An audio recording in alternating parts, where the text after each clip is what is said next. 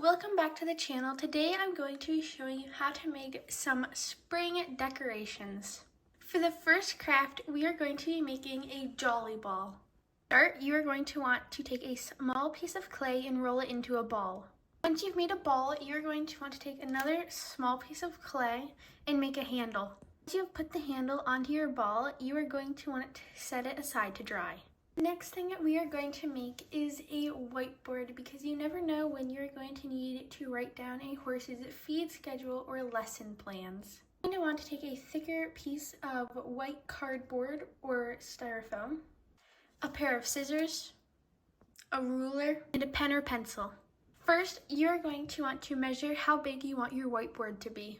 Once you're done measuring, make sure to cut your whiteboard. My whiteboard is 1.5 by 2 inches. If you want, you are going to take a piece of blank paper and trace your whiteboard on top. Once you have your piece of paper cut out to the same size as your whiteboard, you are going to want to glue the paper onto your board. Once you've glued your paper on, you are going to want to write whatever you want on your whiteboard. Write on your whiteboard, I suggest using a fine tip Sharpie or pen. Once you've finished your whiteboard, you are going to want to take a very small piece of necklace chain. I got mine just by cutting it off of a necklace. You can also get some at the craft store. You are going to want to trim it to the right size. Glue your chain on the back of your whiteboard. I suggest using a super glue.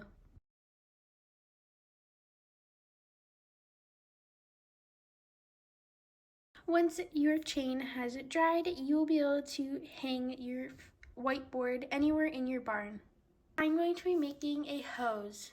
You are going to want some string, any color your hose will be, black clay. You are going to want to cut a piece of string the size you want your hose to be. If you want your hose to be thicker, I suggest taking a few other pieces and braiding them together.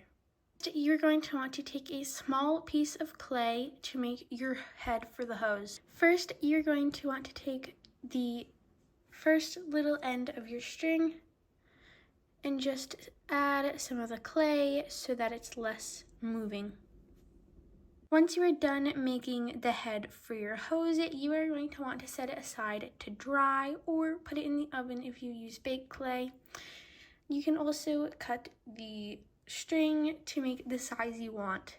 Okay everyone, so once your jolly ball has dried, you are going to want to paint it in any color. If you used colored clay, then you don't have to do this step, but if you used white, it is nice to add a finished paint job. I am going to be mixing some red and white paint to make the color for my jolly ball.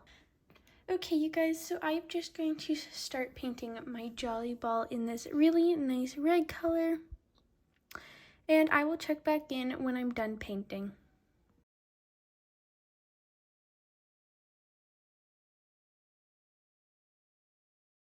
Hey everyone, thank you so much for watching today's video. Make sure to like and subscribe, and I hope that these 3 quick crafts helped add some spring decor to your barn.